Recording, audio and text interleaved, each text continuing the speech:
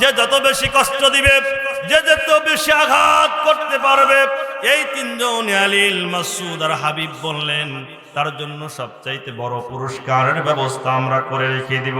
আমার ভাইয়েরা, নবীজি যখন 10টা দিন থাকার পরে চলেই যাচ্ছেন, এমন সময় একজন কাফের, একজন মুশরিক মূর্তি পূজারী চিন্তা করলো মুহাম্মদ যেহেতু চলেই যাচ্ছে, হঠাৎ করে একটা বড় পাথর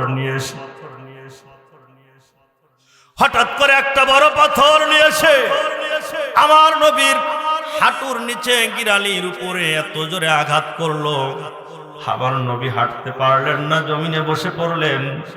নবীজির খরম মুবারক, জুতা মুবারক রক্তের সঙ্গে আটকে গেল। নবীজি বেহুশ, একটাবার হুশ। এমন সময় আমার ভাইয়েরা নবীজির উপর বৃষ্টির ফোঁটার মতো পাথরের আঘাত চলে আসতেছেন। হযরতে যায়েদ ডাকতে বলেন, আমি আমার নবীর চেহারা মুবারকের উপর ঝাঁপিয়ে পড়লাম, আমার নবীর চেহারা মুবারকের শরীর মুবারকে যেন পাথর না লাগে। যাইতে যাইতে যাইতে 3টি মাইল পথ আমার নবীকে পিছন দিক থেকে তাড়াও করলেন, ধাওয়াও করলেন। এই 3টি মাইল আমার নবীর উপর শুধু পাথরের পর পাথর মারল। আমার ভাইয়েরা, কোন নবীর উম্মত আমরা, কোন নবী ইসলামের জন্য কষ্ট করেছেন কতটা।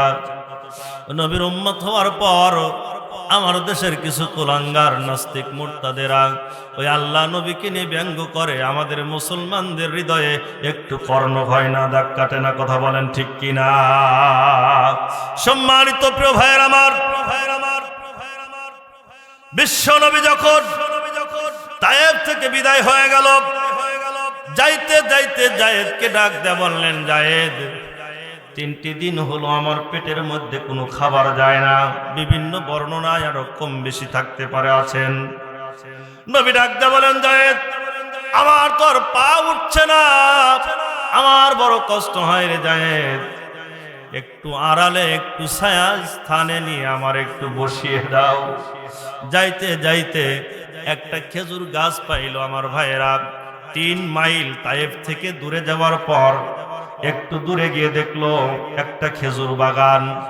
ওই খেজুর বাগানটা ছিল মক্কায় তাদের বাড়ি। উতবা বিন রবিয়ার, উতবার ছিল ওই খেজুরের বাগানটা, উতবা বিন রবিয়ার খেজুর বাগানটা। খেজুর বাগানের মধ্যে একজন পাহারাদার ছিল, ওই পাহারাদারের নাম ছিল আদ্দাস। আমার ভাইয়েরা, এই আদ্দাস যখন খেজুর বাগানের পাহারার মধ্যে ছিল, চাকর ছিল, কাজ করছিল, নবী আমার যখন একটা আঙ্গুর গাছের আড়ালে গিয়ে যখন একটু পিঠটাকে হেলান দিয়ে বসেই পড়লেন, যায়েদকে ডাক দেয়া বললেন, যায়েদ, আমার তো ক্ষুধার যন্ত্রণা সহ্য হচ্ছে না। হঠাৎ করে উতবা নজর করে দেখলো আমাদের মক্কার মুহাম্মাদের মতন দেখা যায়, একটু হৃদয়টা নরম হয়ে গেল।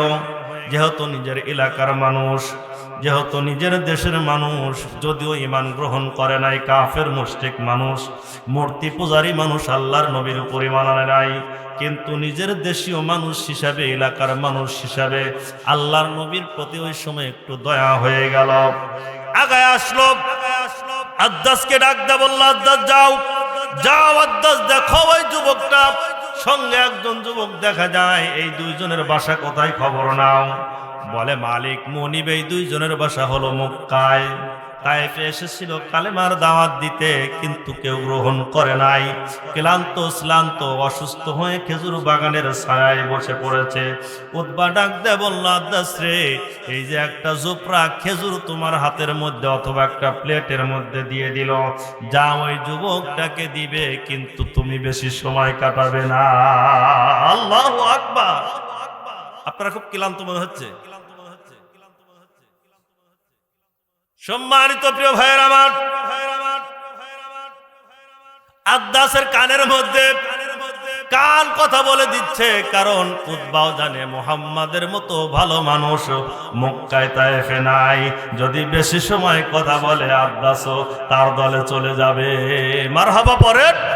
সম্মানিত প্রিয় ভাইয়ের আমার, একান্ত আপনজনের আমার, আদ্দাস এই কথা যখন বলে পাঠিয়ে দিল, একটা ঝোপড়া খেজুর নিয়ে যখন খেজুরগুলো আল্লাহর নবীর সম্মুখে প্রেজেন্ট করে দিল, হাজির করে দিল।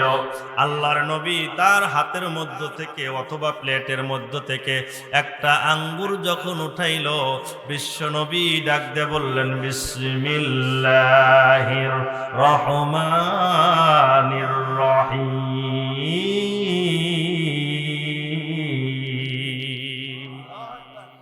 আদ্দাস অপলক চিত্তে তাকিয়ে আছেন,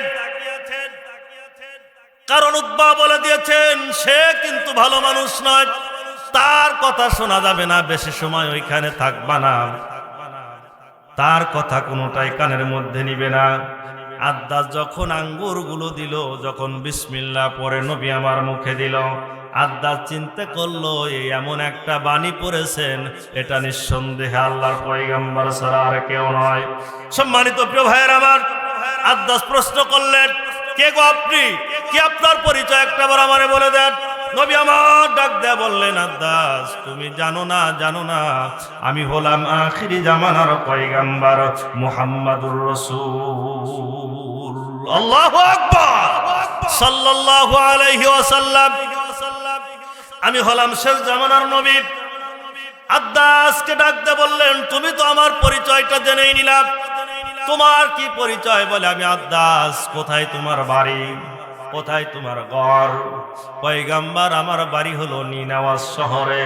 নিনাওয়াজ শহরে তোমার বাসা? নিনাওয়াজ শহরে তো আমার একজন ভাই ছিল। হুজুর, আপনার বাড়ি মক্কায়, নিনাওয়াজে আপনার ভাই কেমন করে হলো? বলে, নিনাওয়াজে একজন পয়গম্বর ছিল যার নাম হলো ইউনুস আলাইহিস সালাতু ওয়াস সালাম। নবীর খবর নবী জানে, পয়গম্বরের খবর আল্লাহ পাক পয়গম্বরের কাছে পাঠিয়ে দিয়েছেন। কথা বলেন ঠিক কিনা? আল্লাহ নবী ডাক দেয়া বলেন, নিনাওয়াজ শহরে আমার একজন ভাই ছিল যার নাম ইউনুস আলাইহিস সালাতু ওয়াস সালাম। হুজুর, আমি আমাদের কিতাবের মধ্যে শুনেছি শেষ জামানার একজন পয়গম্বর আসবে, একজন নবী আসবে, মক্কা থেকে তায়েফে কালেমার দাওয়াত দিতে আসবে। তায়েফের মানুষ চিনবে না, বুঝবে না, জানবে না, জানার চেষ্টাও করবে না। এমন সময় ওই নবীকে পাথর মারবে, আঘাত করবে, তারপর রক্তাক্ত অবস্থায় রক্তে জর্জরিত হয়ে এই খেজুর বাগান, এই আঙ্গুর বাগানের মধ্যে, এই যে উতবা বিন রবিয়ের আঙ্গুর বাগানের মধ্যে তিনি অবস্থান করবে। ইয়া রাসূলুল্লাহ, ইয়া হাবিবাল্লাহ, আমাদের কিতাবের মধ্যে যখন আমি এই কথাগুলো শুনেছি, তখন থেকে আমি সিদ্ধান্ত গ্রহণ করেছি এমন মহামানবের হাতে আমি কালেমা পড়ে মুসলমান হয়ে যাব। জোরে বলি সুবহানাল্লাহ। চ্যানেলটি সাবস্ক্রাইব করে আমাদের সঙ্গেই থাকুন। সম্মানিত প্রিয় ভাইয়ের আমার, আল্লাহর প্রশংসা, আল্লাহর শুকরিয়া আদায় করলাম। এই মহামানবকে সৃষ্টি না করলে হয়তোবা আমি আর আপনি এই মাহফিলে এসে বসার সুযোগ পেতাম না, পৃথিবীতেই আসতে পারতাম না। সেই মহান নেতার প্রতি, মহান আদর্শের প্রতি, সাইয়্যেদের প্রতি আমাদের দরুদ ও সালাম পড়ার দরকার আছে। কথা বলেন ঠিক কিনা? আল্লাহ রাব্বুল আলামিনের হাবিবের নিকট একঝাঁক মহিলা এসে আম্মাজান আয়েশা সিদ্দিকা রাদিয়াল্লাহু তাআলা আনহার নিকট প্রশ্ন করলেন, উম্মাহাতুল মুমিনিন, আল্লাহর নবী সাল্লাল্লাহু আলাইহি ওয়াসাল্লামের চরিত্র নিয়ে আমাদেরকে কিছু কথা শুনিয়ে দেন। আম্মাজান আয়েশা সিদ্দিকা রাদিয়াল্লাহু তাআলা আনহা কোরআনুল কারীম হাতের মধ্যে নিয়ে উঁচু করে বললেন, ও মদিনার সমস্ত মানুষেরা, তোমরা শুনে নাও, তোমরা কি আল্লাহর কোরআন পড়তে জানো না? আম্মাজান, আমরা আল্লাহর কোরআন পড়তে পারি। আল্লাহ রাব্বুল আলামিন বলেছেন, ওয়া ইন্নাকা লাআলা খুলুকিন আযীম। আল্লাহ রাব্বুল আলামিন তার হাবিবকে উত্তম চরিত্রের অধিকারী করে পৃথিবীতে প্রেরণ করেছেন। আল্লাহু আকবার পড়েন। যেই রাসূলকে উম্মত উত্তম চরিত্র দিয়ে পৃথিবীতে তৈরি করলেন, সৃষ্টি করলেন, সেই রাসূল বলেছেন, বুইস্তু মুআল্লিমান, পৃথিবীর সমস্ত মানুষের শিক্ষক করে আমি প্রেরণ হয়েছি। আল্লাহ পাক প্রেরণ করেছেন। সেই রাসূলের ব্যাপার আল্লাহ রাব্বুল আলামিন বলেছেন, লাকাদ কানা লাকুম ফি রাসূলিল্লাহি উসওয়াতুন হাসানাহ। তোমরা যদি পৃথিবীতে সফল হতে চাও, সাকসেস হতে চাও, মাস্ট হতে চাও, তাহলে পৃথিবীর কোনো মানব রচিত আইন দিয়ে নয়, পৃথিবীর কোনো মানব রচিত কথা দিয়ে নয়, একমাত্র শুধুমাত্র আমার কোরআনুল কারীমের মধ্যে ঘোষণা করা হয়েছেন সেই রাসূলের আদর্শ দিয়ে তোমরা সফলতা অর্জন করতে পারবে। আল্লাহু আকবার। সম্মানিত প্রিয় ভাইরা আমার, যে রাসূলের আদর্শের মধ্যে গোটা মানব জাতির সুখ শান্তি সমৃদ্ধি কল্যাণময় জীবন, সেই রাসূলের প্রতি পড়ছে আমরা দরুদ ও সালাম সাল্লাল্লাহু, সবাই পড়েন না একটু সাল্লাল্লাহু। সম্মানিত প্রিয় ভাইয়েরা আমার, বাবাজিরা আমার, আল্লাহর নবী সাল্লাল্লাহু আলাইহি ওয়াসাল্লাম পৃথিবীতে 63 বছর জীবিত ছিলেন, কথা বলেন ঠিক কিনা? আল্লাহর নবী সাল্লাল্লাহু আলাইহি ওয়াসাল্লাম 40 বছর বয়সে আল্লাহ রাব্বুল আলামিন হীরা গুহায় নিয়ে তাকে নবুয়তের অ্যাফার্মেন্ট দিয়ে দিলেন।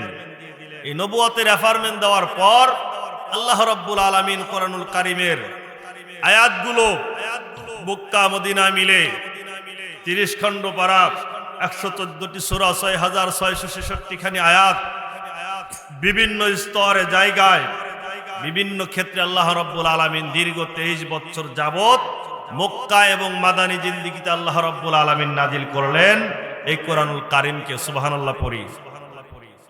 এই কোরআনুল কারীমের মধ্য থেকে আমি সূরা হাজের 41 নম্বর আয়াতের একটি অংশ আমি তেলাওয়াত করেছি। আল্লাহ রাব্বুল আলামিন এর উপর কিছু কথা বলার তৌফিক দান করুক, সকলেই পড়ুন আল্লাহুম্মা আমিন।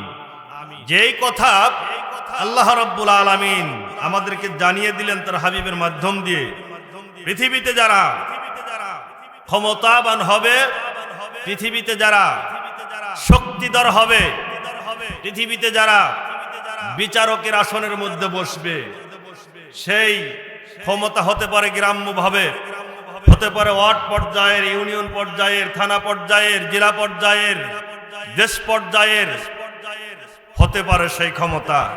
আল্লাহ রাব্বুল আলামিন ডাকতে বলেছেন, এই জাতীয় যারাই হবে, এই ক্ষমতার মসনদে যারাই যাবে, যারাই এই আসনগুলোতে বসবে, আল্লাহ রাব্বুল আলামিন তাদের জন্য 4টি কর্মসূচি দিয়ে দিলেন। সুবহানাল্লাহ বললেন না? তাদের জন্য আল্লাহ রাব্বুল আলামিন এই 4টি কথা বলে দিলেন। 1 নাম্বার কথা হলো আল্লাযীনা ইম্মাক্কান্নাহুম ফিল আরদ, যারা পৃথিবীতে আল্লাহর জমিনে ক্ষমতাধর হবে, ক্ষমতার মালিক হবে, আল্লাহ পাক যাদের হাতে শাসন ব্যবস্থা দিয়ে দিবেন, তাদের 1 নাম্বার কাজ হলো আকামুস সালাত। সুবহানাল্লাহ পড়ি। 1 নাম্বার কাজ হলো আকামুস সালাত। আমার প্রশ্ন হলো, যারা ক্ষমতায় যায়, গ্রাম্য পর্যায় থেকে নিয়ে আপনি দেশ পর্যন্ত, আপনি রাষ্ট্রীয় পর্যায়ে চলে যান, যারাই ক্ষমতার মসনদে আছে তারাই বেনামাজি বেশি, কথা বলেন ঠিক কিনা? আমি কি ভুল বললাম ভাই? আমি কি ভুল বলেছি? আপনি আপনার এলাকার থেকে মিল করে ঊর্ধ্বতন পর্যন্ত চলে যান, যাদেরকে আল্লাহ রাব্বুল আলামিন এই মসনদগুলো দিয়েছেন, তারাই অধিকাংশ বেনামাজি, কথা বলেন ঠিক কিনা? 2 নাম্বার হলো আল্লাহ রাব্বুল আলামিন ডাকতে বলেন ওয়া আতাবুজ যাকাতা, তাদেরকে আল্লাহ রাব্বুল আলামিন নির্দেশ দিয়ে দিলেন তারা যেন এই পৃথিবীর জমিনে, বিশ্বের মানচিত্রে তারা যেন যাকাত প্রতিষ্ঠিত হওয়ার আন্দোলন করে, তারা যেন যাকাতটাকে প্রতিষ্ঠিত করার জন্য চেষ্টা করে। আমার ভাইয়েরা, আজকে যদি সাধারণ মানুষগুলো কিছু যাকাত আদায় করে, কিন্তু যারা সম্ভ্রান্ত, যারা শক্তিধর, যারা lakh lakh crore crore billion million trillion অক্টোলিয়ন টাকা পয়সা সম্পদের মালিক, ব্যাংক ব্যালেন্স আল্লাহ পাক যাদেরকে দিয়েছেন, অধিকাংশ মানুষ তারা আল্লাহ পাকের এই হুকুম থেকে দূরে সরে আছে, কথা বলেন ঠিক কিনা? সম্মানিত প্রিয় ভাইয়ের আমার, যাকাত ভিত্তিক অর্থ ব্যবস্থা যদি বাংলার জমিনে থাকতো, তাহলে মানুষ অসহায় থাকতো না, রাস্তার মধ্যে কুড়ো ঘরে থাকতো না, না খেয়ে থাকতো না, মানুষ ভিক্ষাবৃত্তি পর্যন্ত করতে সাহস পেত না, কথা বলেন ঠিক কিনা? সম্মানিত প্রিয় ভাইয়ের আমার, একটু কথা বলতে হবে আপনাদেরকে। সম্মানিত প্রিয় ভাইয়ের আমার, 3 নাম্বার হল আল্লাহ রাব্বুল আলামিন ডাকতে বলেন ওয়া আমারু বিল মা'রুফ। আল্লাহু আকবার। আর জোরে পড়ুন আল্লাহু আকবার।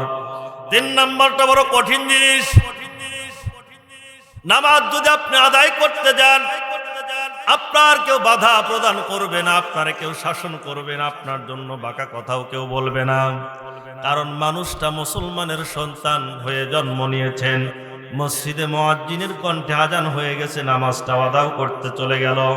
কিন্তু 3 নাম্বার হলো, 2 নাম্বার হলো আপনি আপনার সম্পদ দিয়ে যদি যাকাত দেন, কেউ আপনারা নিষেধ করবে না, কেউ আপনারে বাধা প্রদান করবে না। 3 নাম্বার হলো যদি আপনি ওয়া আমারু বিল মারুফ, আপনি সৎ কাজে আদেশ করবেন। আমার ভাইয়েরা, আল্লাহ রাব্বুল আলামিন যাদেরকে বললেন তোমরা সৎ কাজে আদেশ করবে, তারা এই সৎ কাজের ধারে নিজেরাও পর্যন্ত করতে চায় না। কথা বলেন ঠিক কিনা? নিজেরা যেহেতু করতে চায় না, নিজে যদি ভালো না কাজ করে, অন্যকে ভালো কাজ করার মতন কথাও তারা বলতে পারে না। লিল্লাহি তাকবীর, লিল্লাহি তাকবীর।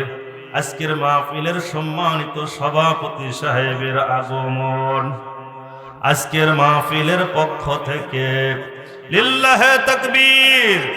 সম্মানিত প্রিয় ভাইয়েরা আমার,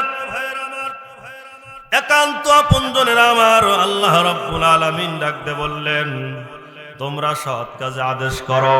এই সৎ কাজে আদেশ যিনি করেছিলেন, সর্বপ্রথম আমাদেরকে শিক্ষা যিনি দিয়েছিলেন, তার নাম মুহাম্মদ সাল্লাল্লাহু আলাইহি ওয়াসাল্লাম।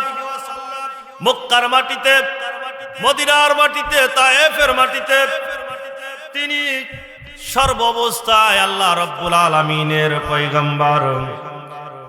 সম্মানিত প্রিয় ভাইয়ের আমার, নবুয়তের দায়িত্ব পালন করতে গিয়ে যখন সৎ কাজের আদেশ করতেন, নাম্বার 4 হলো অন্যায় কাজকে বিরত রাখার জন্য নির্দেশ দিতে হবে। বক্তব্যকার এখানে কিছু জানতো? সম্মানিত প্রিয় ভাইয়ের আমার, এই 4টি কথা আল্লাহ রাব্বুল আলামিন ডাকতে বললেন। যারা পৃথিবীতে ক্ষমতা পাইবে, ক্ষমতার মসনদে বসবে, ক্ষমতার আসনে থাকবে, এই 4টি বক্তব্য আল্লাহ পাক রব্বুল আলামিন তাদেরকে শিখিয়ে দিয়ে দিলেন। সম্মানিত প্রিয় ভাইয়ের আমার, আমার দেশ মাতৃভূমি বাংলার জমিনের দিকে তাকায় দেখেন, যারা এই জায়গার মধ্যে রয়েছে অধিকাংশ মানুষগুলোই এই আয়াতের সাথে মিল নাই। কথা বলেন ঠিক কিনা? মুসলমান কথা বলেন ঠিক কিনা?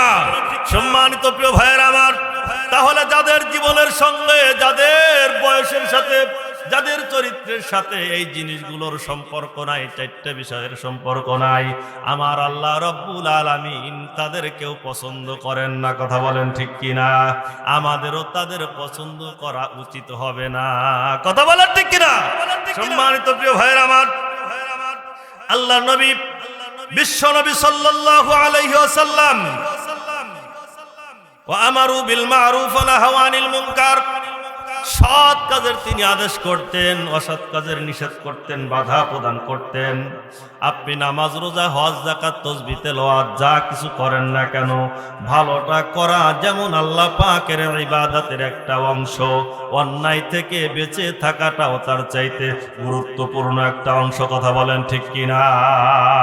আপনি নামাজ পড়েন, রোজা করেন, হজ দেন, হজ করেন, যাকাত দেন, তাসবিহ পড়েন, দান সদকা করেন, মসজিদ মাদ্রাসা নির্মাণ করেন, সমাজের উন্নয়নমূলক কাজ করেন, আমার ভাইয়েরা কিন্তু অন্যায় দেখতে আপনার সামর্থ্য থাকা অবস্থায় বাধা প্রদান করেন না। নবী আমার ডাক দিয়ে বলেন, ক্বালা মান রাআ মিনকুম মুনকারান ফালইউগাইয়ির বিয়াদিহি ফাইল্লাম ইস্তাতি' ফাবিলিসানিহি ফাইল্লাম ইস্তাতি' ফাবিকলবিহি ওয়া যালিকা আযআফুল ঈমান। চিল্লা কোন মারহাবা, আর জোরে বলুন মারহাবা। আমার ভাইয়েরা, পয়গম্বর ডাক দিয়ে বলেন, মুনকারন ফালিউগাইয়ির বিয়াদিহি, তোমার সম্মুখে যদি অন্যায় করেন, তোমার সঙ্গে যদি, তোমার সামনে যদি খারাপ কোনো কাজ করে, আল্লাহ নবীর বিরুদ্ধে আচরণ করে, মুসলমানদের গালমন্দ করেন, যদি অন্যায় কোনো কাজ দেখো, তোমার যদি শক্তি সামর্থ্য থাকে, আল্লাহ রাব্বুল আলামিনের পয়গম্বর ডাক দিয়ে বলেন, তোমারে হাত দ্বারা বাধা প্রদান করতে হবে। সুবহানাল্লাহ পড়েন। হাত দিয়ে বাধা প্রদান তো আমরা করি না, কারণ যত সমাজে, দেশে অন্যায়ের ইন্ধন যোগায়, সবগুলো তো তাদের সন্তান, তাদের ভাই বিরাদারকে দেখা যায়। আমার ভাইয়েরা, একটু যদি ক্ষমতা এলাকার মধ্যে থাকে, অন্যায় করতে আর একটু চিন্তা ভাবনা মাথায় রাখে না। কথা বলেন ঠিক কিনা? 2 নাম্বার হলো ফাইল্লাম ইস্তাতি' ফাবিলিসানিহি, তোমার যদি হাত দিয়ে বাধা প্রদান করার শক্তি না থাকে, সামর্থ্য না থাকে, হাত দিয়ে বাধা প্রদান করতে গেলে তোমার উপর আঘাত আসতে পারে, তোমার পরিবারের উপর আঘাত আসতে পারে, সন্তান পরিজনদের উপর আঘাত আসতে পারে। নবী আমার হুকুমটাকে হালকা করে দিয়ে দিলেন, অন্তত পক্ষে তুমি মুখটা দিয়ে নিষেধ করতে পারো। বাবা, তোমার সন্তানটার সুন্নাতে খাতনা দিয়েছো, এই বিশাল বিশাল ড্যাক্স তোমার আনার তো প্রয়োজন ছিল না। এই কথা আমাদের বলার ইচ্ছা হয় কি হয় না? আপনারা আমার কথা বুঝতেছেন না নাকি? এই কথাকে আমরা বলতে পারবো কি পারবো না? কিন্তু বলবে কে? মসজিদের সভাপতির বাড়িতে আগে বাজে কথা বলেন ঠিক কিনা? সেক্রেটারির সন্তানের ছেলে মেয়ের বিবাহ হলে সেখানেই সাউন্ড সিস্টেম চলে যায়। আমার ভাইয়েরা, সম্মানিত প্রিয় ভাইয়েরা, আমার দুঃখের সাথে একটা কথা বলছি, গত কিছুদিন পূর্বে আব্বা মারা গেছে, বাবার জিয়ারত অর্থাৎ তামদারি 40 যা বলি না কেন, সাউন্ড সিস্টেম এবং বাড়ির চতুর্দিকে মরিচ বাত্তিতে ঘেরাও করছে। মানুষ কত অজ্ঞতার মধ্যে আমরা রয়েছি, কত জাহিলিয়াতের মধ্যে রয়েছি, কত মূর্খতার মধ্যে আমরা বসবাস করি। আল্লাহ রাব্বুল আলামিনের পয়গম্বর ডাক দিয়ে বলেন, তোমার যদি মুখ দিয়ে কথা বলতেও কষ্ট হয়, সমস্যা হয়, তোমার যদি বিপদের আসন্ন হওয়ার সম্ভাবনা থাকে, অন্তত পক্ষে তুমি সর্বশেষ হলো فَإِنْ لَمْ يَسْتَطِعْ فَبِقَلْبِهِ وَذَلِكَ أَضْعَفُ الْإِيمَانِ, অন্তত পক্ষে তোমার অন্তর দিয়ে তুমি ঘৃণা করো, এটা ঈমানের সর্বনিম্ন স্তরের ঈমানদারের পরিচয়। আমার ভাইয়েরা, বিশ্ব নবীজির আন্দোলন ছিল, মিশন ছিল দিন কায়েমের আন্দোলন, দিন কায়েমের মিশন। সমাজ থেকে অন্যায় দূরীভূত করবে, ন্যায় প্রতিষ্ঠিত করবে, বাতিলকে উৎখাত করে দিয়ে হকের বাতি প্রতিষ্ঠিত করবে। আল্লাহ রাব্বুল আলামিনের পয়গম্বরের ইচ্ছা ছিল, এই মিশন ছিল। আমাদের সেই ইচ্ছা অন্তরের মধ্যে লালন করার দরকার আছে না নাই? কথা বলেন, আছে না নাই? সম্মানিত প্রিয় ভাইয়ের আমার, আল্লাহর নবী পয়গম্বর আরবি বিশ্ব নবী মক্কার মাটিতে কালেমার দাওয়াত দিতে গেল, ইকামত দিন প্রতিষ্ঠিত করার জন্য যখন চলে গেল, পরন্ত বেলায়, বিকাল বেলায় আবু জেহেল এসে আবু তালিবকে ডাক দিয়ে বললেন, নেতা আবু তালিব, আপনার ভাতিজাকে নিষেধ করে দেন, সে যেন আর কালেমার দাওয়াত না দেয়। কালেমার দাওয়াত যদি সে দেয়, আমাদের ক্ষমতা আর থাকে না, কারণ কালেমার দাওয়াত যারা দেয় তারা হলো শিক্ষিত নেতা। কথা বলেন ঠিক কিনা? আমার ভাইয়েরা, কালেমা যদি প্রতিষ্ঠিত হয়ে যায়, নেতৃত্ব দিতে গেলে, সম্মানের জায়গায় পৌঁছাইতে গেলে, নেতা যদি হতে চায় তাকে গুণাবলী দিয়ে নেতা হতে হবে। কথা বলে ঠিক কিনা? আর যারা নেতৃত্ব দিচ্ছেন, আবু জেহেল, আবু লাহাব, উতবা, সাইবা, ওদের তো কোনো নেতৃত্ব চলে না, ওরা হলো মূর্খের দল। আবু জেহেল এসে ডাক দিয়ে বলল, ভাই আবু তালেব, তোমার ভাতিজারে নিষেধ করে দিও, নিষেধ করে দিও, সে যেন আর মক্কার মাটিতে কালেমার দাওয়াত না দেয়। তার জন্য 3টি কথা, 3টি প্রস্তাব আমরা রেখে গেলাম। কি প্রস্তাব রাখলাম? আবু জেহেল, তুমি বলে যাও, ও আবু তালেব তুমি শুনে নাও, তোমার ভাতিজা আসলে বলে দিও। 1 নাম্বার প্রস্তাব হলো, 1 নাম্বার কথা হলো, সে যদি ক্ষমতা চায়, আমরা মক্কার মাটিতে সব চাইতে ক্ষমতাধর শক্তির মালিক তারে বানিয়ে দেব। জোরে বলি নাউজুবিল্লাহ। একটাবার বলেন তো, আমার নবী কি ক্ষমতার পাগল ছিল? আমার নবী কি ক্ষমতার পাগল ছিল? 2 নাম্বার, আবু জেহেল বলো কি বলতে চাও? 2 নাম্বার হলো, সে যদি অনেক অর্থ সম্পদের মালিক হতে চায় মক্কার মধ্যে, তাকে সবচাইতে সম্পদের মালিক আমরা করে দেব। একটাবার জবাব দেন, আল্লাহর নবী কি সম্পদের পিছনে তার জীবদ্দশায় কোনোদিন ঘুরেছেন? সম্মানিত প্রিয় হাজিরিন, 3 নাম্বার আবু জেহেল বলল, ও আবু তালেব তুমি শুনে নাও, আমার ভাইয়েরা, সিরাত ইবনে কাসির, সিরাতে আর রাহিকুল মাকতুম থেকে আপনাদেরকে কথাগুলো শোনাচ্ছে।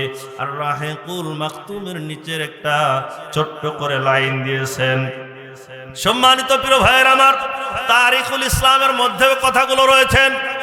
প্রিয় ভাইয়ের আমার, আল্লাহর নবীর ব্যাপারে আবু জেহেল 3 নাম্বার বলে দিলেন, ভাই আবু তালেব আপনার ভাতিজাকে বলে দিবেন।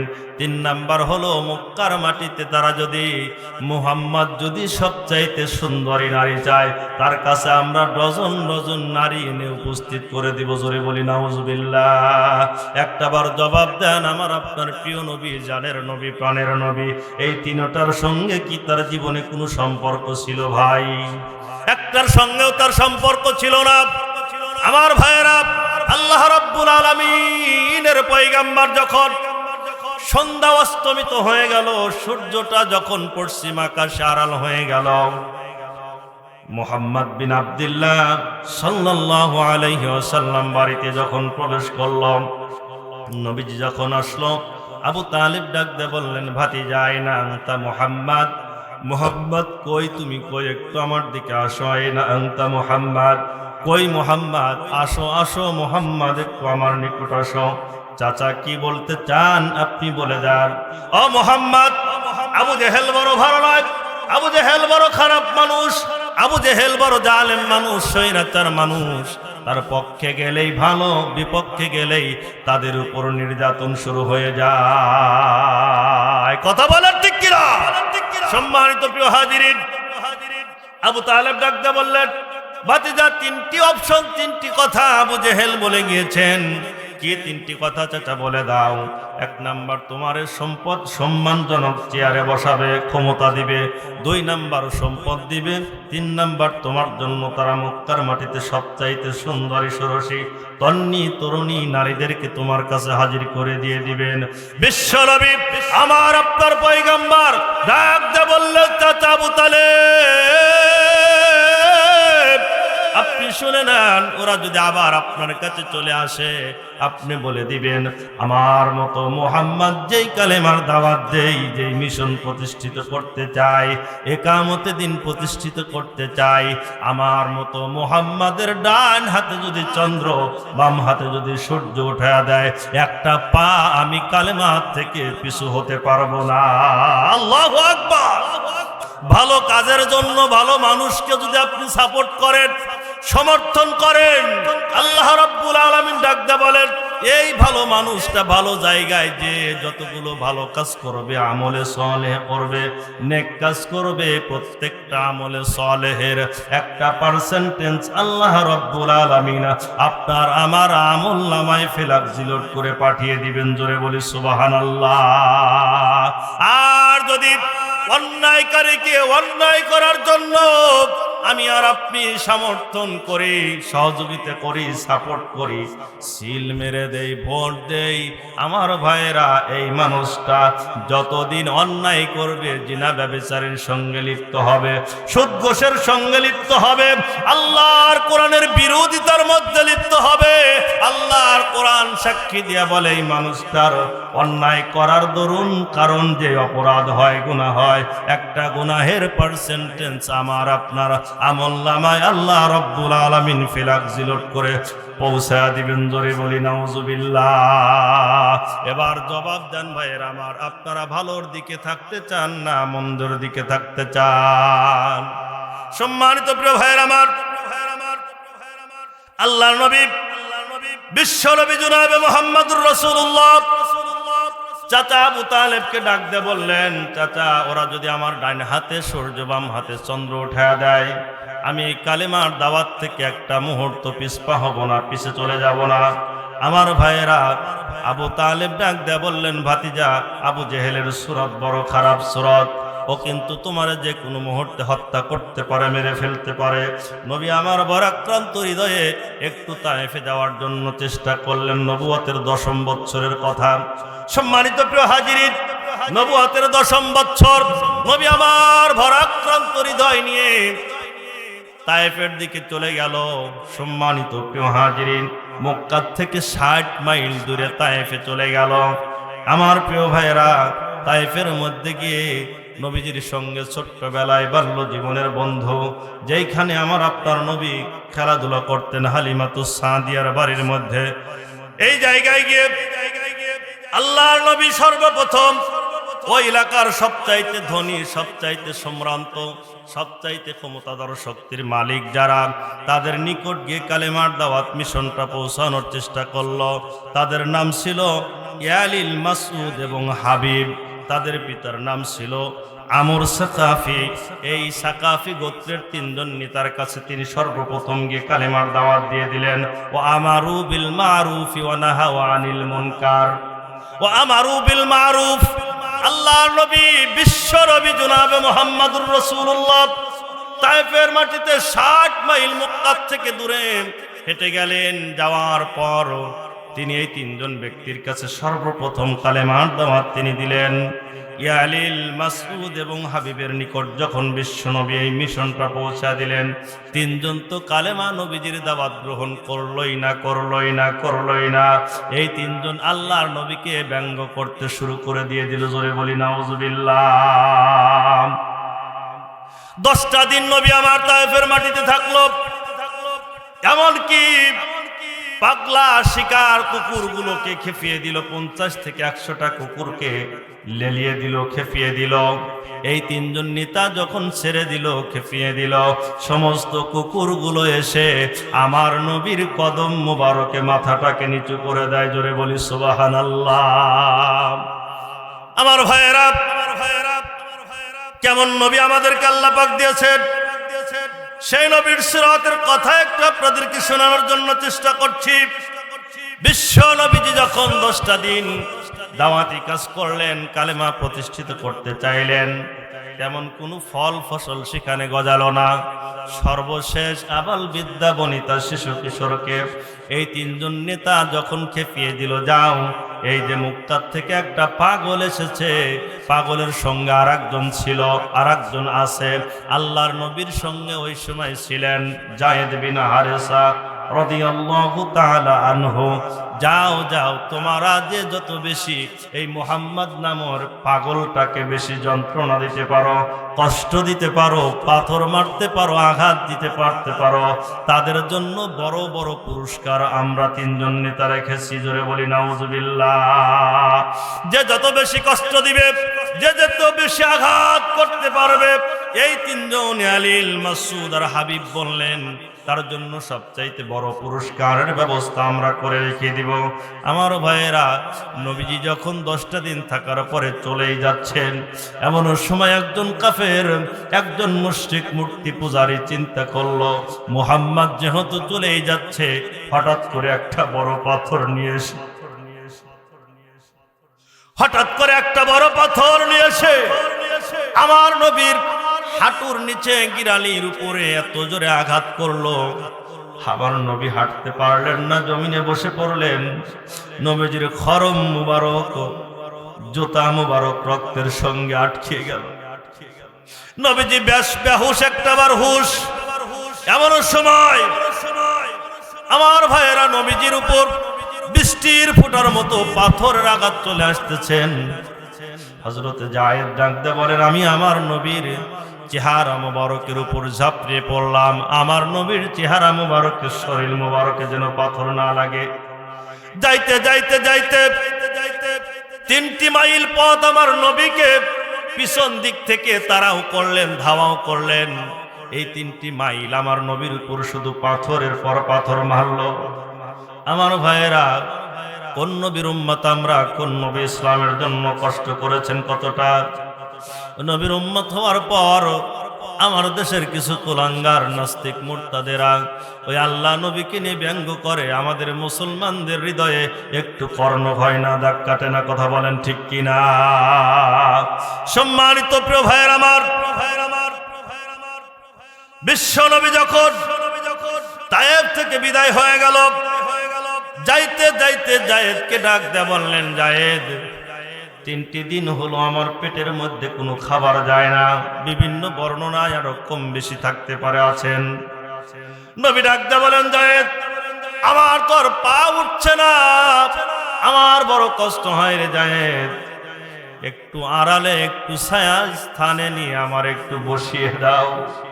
যাইতে একটা খেজুর গাছ পাইল। আমার ভাইয়েরা, 3 মাইল তায়েফ থেকে দূরে যাওয়ার পর একটু দূরে গিয়ে দেখলো একটা খেজুর বাগান।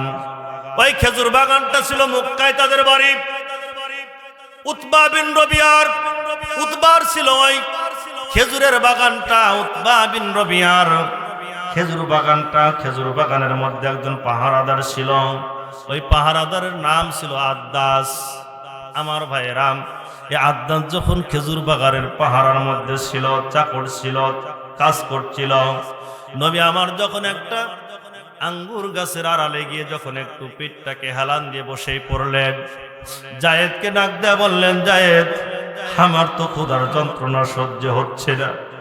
হঠাৎ করে উতবা নজর করে দেখলো আমাদের মক্কার মুহাম্মাদের মতন দেখা যায়, একটু হৃদয়টা নরম হয়ে গেল। যেহেতু নিজের এলাকার মানুষ, যেহেতু নিজের দেশের মানুষ, যদিও ঈমান গ্রহণ করে নাই, কাফের মুশরিক মানুষ, মূর্তি পূজারী মানুষ, আল্লাহর নবীর উপর ঈমান আনে নাই, কিন্তু নিজের দেশীয় মানুষ হিসাবে, এলাকার মানুষ হিসাবে আল্লাহর নবীর প্রতি ওই সময় একটু দয়া হয়ে গেল। আগায় আসলো, আদ্দাসকে ডাক দে, বলল, আদ্দাস যাও, যাও আদ্দাস, দেখো ওই যুবকটা, সঙ্গে একজন যুবক দেখা যায়, এই দুইজনের বাসা কোথায় খবর নাও। বলে, মালিক মনিব, এই দুইজনের বাসা হলো মক্কায়। তায়েফে এসেছিল কালেমার দাওয়াত দিতে, কিন্তু কেউ গ্রহণ করে নাই। ক্লান্ত শ্লান্ত অসুস্থ হয়ে খেজুর বাগানের ছায়ায় বসে পড়েছে। উতবা ডাক দে বলল, আদ্দাস রে, এই যে একটা জোপরা খেজুর তোমার হাতের মধ্যে অথবা একটা প্লেটের মধ্যে দিয়ে দিল, যা ওই যুবকটাকে দিবে, কিন্তু তুমি বেশি সময় কাটাবে না। আল্লাহু আকবার। আপনারা খুব ক্লান্ত মনে হচ্ছে। সম্মানিত প্রিয় ভাইয়ের আমার, আদ্দাসের কানের মধ্যে কান কথা বলে দিচ্ছে, কারণ উতবাও জানে মুহাম্মাদের মতো ভালো মানুষ মক্কায় তায়েফে নাই। যদি বেশি সময় কথা বলে আদ্দাসও তার দলে চলে যাবে। মারহাবা পড়েন। সম্মানিত প্রিয় ভাইয়ের আমার, একান্ত আপনজনের আমার, আদ্দাস এই কথা যখন বলে পাঠিয়ে দিল, একটা ঝুপড়া খেজুর নিয়ে যখন খেজুরগুলো আল্লাহর নবীর সম্মুখে প্রেজেন্ট করে দিল, হাজির করে দিল, আল্লাহর নবী তার হাতের মধ্য থেকে অথবা প্লেটের মধ্য থেকে একটা আঙ্গুর যখন উঠাইল, বিশ্ব নবী ডাক দিয়ে বললেন, বিসমিল্লাহির রহমানির রহিম। আদ্দাস অপলক চিত্তে তাকিয়ে আছেন, কারণ উতবা বলে দিয়েছেন সে কিন্তু ভালো মানুষ নয়, তার কথা শোনা যাবে না, বেশি সময় ওইখানে থাকবা না, তার কথা কোনোটাই কানের মধ্যে নিবে না। আদ্দাস যখন আঙ্গুরগুলো দিল, যখন বিসমিল্লাহ পরে নবী আমার মুখে দিল, আদ্দাস চিন্তা করলো, এই এমন একটা বাণী পড়েছেন, এটা নিঃসন্দেহে আল্লাহর পয়গম্বর ছাড়া আর কেউ নয়। সম্মানিত প্রিয় ভাইয়ের আমার, আদ্দাস প্রশ্ন করলেন, কে গো আপনি? কি আপনার পরিচয় একটাবার আমারে বলে দেন। নবী আমার ডাক দেয়া বললেন, আদ্দাস তুমি জানো না, জানো না, আমি হলাম আখিরি জামানার পয়গম্বর মুহাম্মাদুর রাসূল। আল্লাহু আকবার, সাল্লাল্লাহু আলাইহি ওয়াসাল্লাম। আমি হলাম শেষ জামানার নবী। আদ্দাসকে ডাক দেয়া বললেন, তুমি তো আমার পরিচয়টা জেনেই নিলাম, তোমার কি পরিচয়? বলে, আমি আদ্দাস। কোথায় তোমার বাড়ি? কোথায় তোমার ঘর? পয়গম্বর, আমার বাড়ি হলো নিনাওয়াজ শহরে। নিনাওয়াজ শহরে তোমার বাসা? নিনাওয়াজ শহরে তো আমার একজন ভাই ছিল। হুজুর, আপনার বাড়ি মক্কায়, নিনাওয়াজে আপনার ভাই কেমন করে হলো? বলে, নিনাওয়াজে একজন পয়গম্বর ছিল, যার নাম হলো ইউনুস আলাইহিস সালাতু ওয়াস সালাম। নবীর খবর নবী জানে, পয়গম্বরের খবর আল্লাহ পাক পয়গম্বরের কাছে পাঠিয়ে দিয়েছেন। কথা বলেন ঠিক কিনা? আল্লাহ নবী ডাক দেয়া বলেন, নিনাওয়াজ শহরে আমার একজন ভাই ছিল, যার নাম ইউনুস আলাইহিস সালাতু ওয়াস সালাম। হুজুর, আমি আমাদের কিতাবের মধ্যে শুনেছি শেষ জামানার একজন পয়গাম্বার আসবে, একজন নবী আসবে, মক্কার থেকে তায়েফে কালেমার দাওয়াত দিতে আসবে। তায়েফের মানুষ চিনবে না, বুঝবে না, জানবে না, জানার চেষ্টাও করবে না। এমন সময় ওই নবীকে পাথর মারবে, আঘাত করবে, তারপর রক্তাক্ত অবস্থায় রক্তে জর্জরিত হয়ে এই খেজুর বাগান, এই আঙ্গুর বাগানের মধ্যে, এই যে উতবা বিন রবিয়ের আঙ্গুর বাগানের মধ্যে তিনি অবস্থান করবে। ইয়া রাসূলুল্লাহ, ইয়া হাবিবাল্লাহ, আমাদের কিতাবের মধ্যে যখন আমি এই কথাগুলো শুনেছি, তখন থেকে আমি সিদ্ধান্ত গ্রহণ করেছি এমন মহামানবের হাতে আমি কালেমা পড়ে মুসলমান হয়ে যাব। জোরে বলি সুবহানাল্লাহ।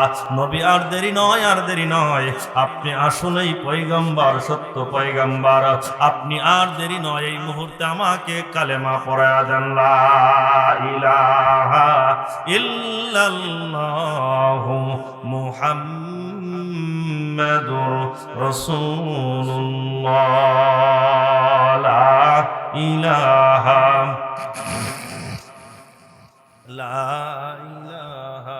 ইল্লাল্লাহ। লা ইলাহা ইল্লাল্লাহ মুহাম্মাদুর রাসূলুল্লাহ সাল্লাল্লাহু আলাইহি ওয়াসাল্লাম। আওয়াজ দিয়ে পড়ুন সাল্লাল্লাহু। কষ্ট হচ্ছে আপনাদের? সম্মানিত প্রিয় ভাইয়ের আমার, একান্ত আপনজনের আমার, আল্লাহর নবী সেখান থেকে আদ্দাসকে কালেমা পড়িয়ে মুসলমান বানিয়ে দিয়ে আবার যখন মক্কার মাটিতে চলে আসলো, এবার অনেক রাগ গোসায় ভরে উঠলো আবু জেহেল, আবু লাহাব, উতবা, সাইবা, ওয়ালিদ বিন মুগিরা, নেতৃস্থানীয় বড় বড় কাফের নেতা লিডারেরা এবার তার চাইতে বেশি আঘাত করার জন্য বড় উপক্রম হয়ে আছেন, চেষ্টা করছেন।